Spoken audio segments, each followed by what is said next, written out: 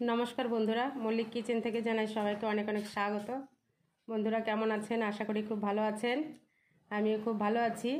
তো আজ চলুন আজকে আমি রান্না করব চিংড়ি মাছের মালাইকারি। তো এর জন্য লাগছে এই যে আমি নারকেল ফালি ফালি করে কেটে রেখেছি, এটা মিক্সার করে নেব। পেঁয়াজ কুচি, টমেটো কুচি, আদা কুচি, রসুন কুচি, শুকনো লঙ্কা আর জিরের গুঁড়ো আর চিংড়ি মাছ কেটে রেখেছি।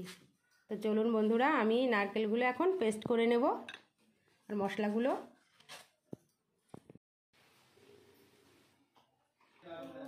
হ্যাঁ বন্ধুরা, মাছগুলো আমি এবার ভেজে নেব। তার জন্য কড়াইতে দিয়ে দেবো পরিমাণ মতো সর্ষের তেল।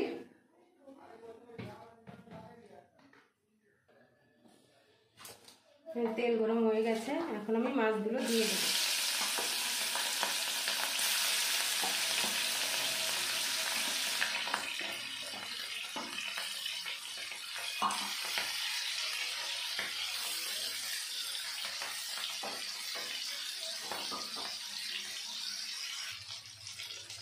মাছগুলো ভেজে নিয়েছি, এখন আমি নামিয়ে নেব।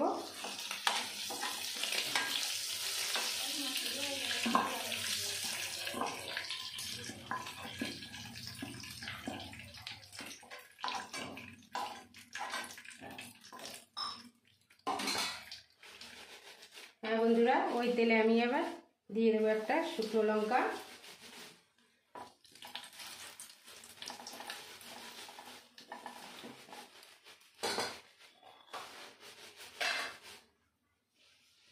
দিয়ে দেবো গোটা জিরে,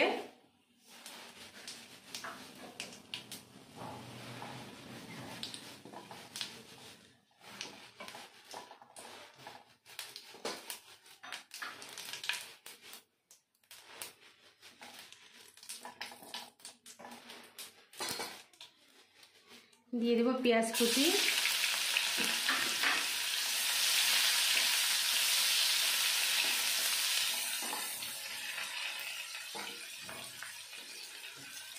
দিয়ে দেবো টমেটো কুচি,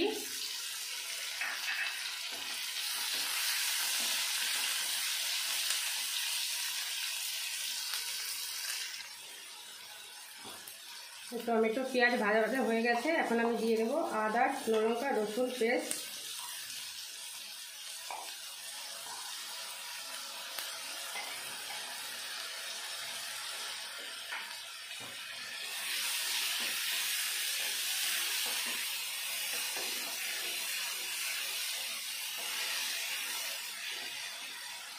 এগুলো ভালো করে কষে নেব।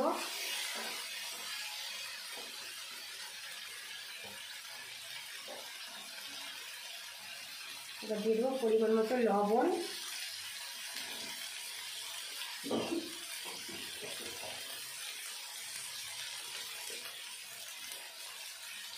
পরিমাণ মতো হলুদ গুঁড়ো,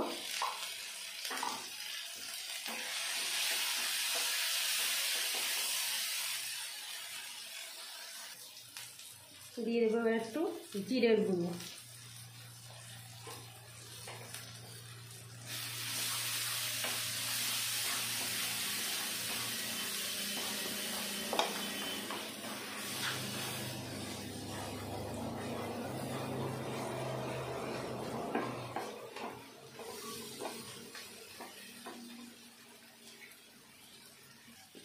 হ্যাঁ বন্ধুরা, মশলাটা কষানো হয়ে গেছে, এখন আমি দিয়ে দেবো নারকেলের দুধ।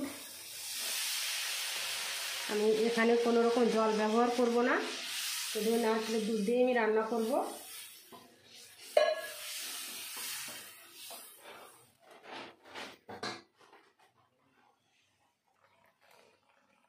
ঝোলটা ফুটে গেছে, এখন আমি দিয়ে দেবো ভেজে রাখা মাছগুলো, দিয়ে আমি 2 মিনিট ঢেকে দেবো।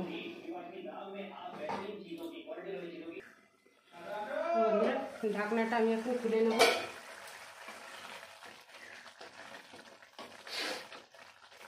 বন্ধুরা, দারুণ স্বাদের একটা রেসিপি, বাড়িতে একবার রান্না করে খেয়ে দেখবেন, আশা করি খুব ভালো লাগবে। অল্প টাইমে রান্না হয়ে যায়, খুবই টেস্টি একটা রেসিপি।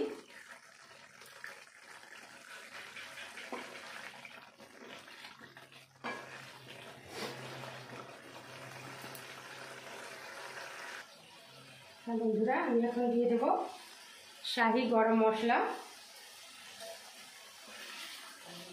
হয়ে গেছে রান্নাটা। বন্ধুরা ভালো লাগলে চ্যানেলটিকে সাবস্ক্রাইব করে পাশে থাকবেন আর কমেন্ট করতে ভুলবেন না। হয়ে গেছে আমার দারুণ স্বাদের চিংড়ি মালাইকারি। তো ভালো থাকবেন, সুস্থ থাকবেন। আজকের মতো বিদায়।